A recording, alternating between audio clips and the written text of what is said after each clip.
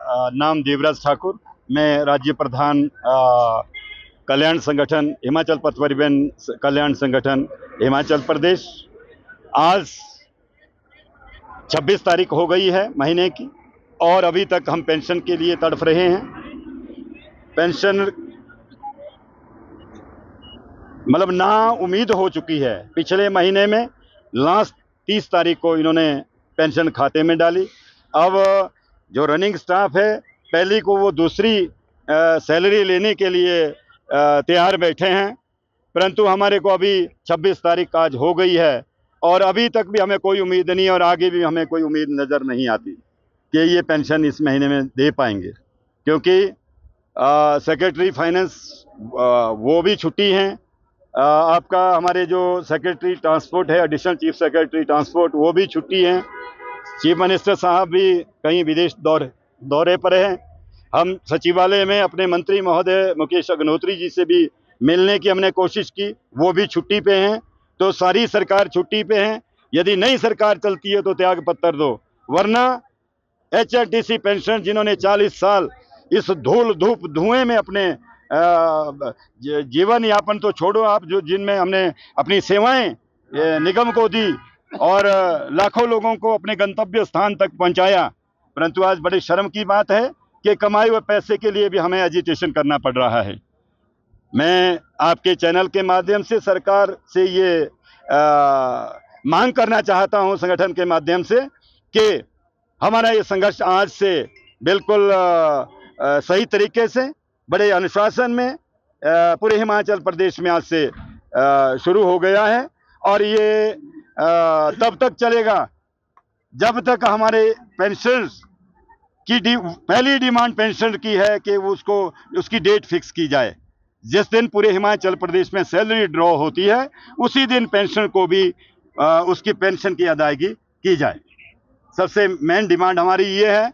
बाकी अन्य ड्यूज तो हालात बद से बदतर हो गए हैं कि मार्च 2024 से लेकर जितने भी सेवानिवृत्त है उनको एक पैसा भी निगम प्रशासन द्वारा या सरकार द्वारा पेंशन के रूप में नहीं दिया गया। वो उनका चूल्हा चौका गरीबों का कैसे चल रहा होगा, क्योंकि एक जब कार्यरत कर्मचारी होता है तो लाख रुपए 80-90 हज़ार रुपये उसकी सैलरी होती है और उसके बाद वो शून्य में आ जाता है। और आज 31 मार्च 2024 के बाद अभी तक फुट्टी कौड़ी भी उनके खाते में निगम प्रशासन द्वारा नहीं डाली गई। जहां भी हमें बच्चों की तरह ठगा जाता है, झूठ ऊपर से लेकर नीचे तक झूठ की एक ऐसी माला परो दी गई है। आज नहीं कल मिलेंगे, शाम को मिलेंगे, और तो छोड़ो न्यायालय तक हमारे कर्मचारी जो है अपने न्याय के लिए वहां गुहार लगाए बैठे हैं। तो मित्रों, मैं सभी जितने भी यहाँ media, print media, electronic media यहाँ आया है, मैं अपने संगठन के माध्यम से आप सभी का तहे दिल से धन्यवाद करता हूँ और जो आपने कीमती समय दिया, आप ऐसा ही हमारा ये सहयोग देते रहे। और हमारा आज जो कितने पेंशनर हैं और हमारे पेंशन 8,500 के ऊपर हमारे पेंशन हैं। तो अभी जिसमें से 16 से 22 तक का जो एरियर है वो अभी तक एक पैसा नहीं दिया गया। 75 साल 60 65 और 65 70 और 75 वाला जो माननीय न्यायालय द्वारा जो डिसीजन दिया गया था कि उनको 1,75,000 साल वाले को निपटा दिया जाए एरियर के रूप में, परंतु बड़े खेद का विषय है कि उसको भी HRTC प्रबंधन ने 5 किस्तों में डिवाइड कर दिया। जो 80 साल या 85 साल में जो उम्र के पड़ाव में जो हमारा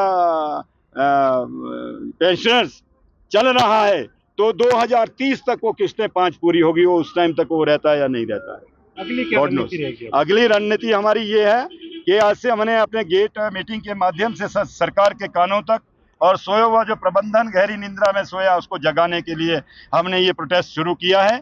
और ये तब तक चलेगा जब तक इसकी डेट फिक्स नहीं हो जाए पेंशनर्स की। और उसके बाद अक्टूबर में हमारे जो परिवहन निगम में 2 संगठन कार्यरत है, एक मंच है और एक संगठन है, दोनों का हमारा एक फ्रंट बन गया है, ज्वाइंट कोऑर्डिनेशन कमेटी। और दोनों संगठन एक मंच पे आके हम एक बड़ा प्रदर्शन जो है ना अक्टूबर माह में करने जा रहे हैं।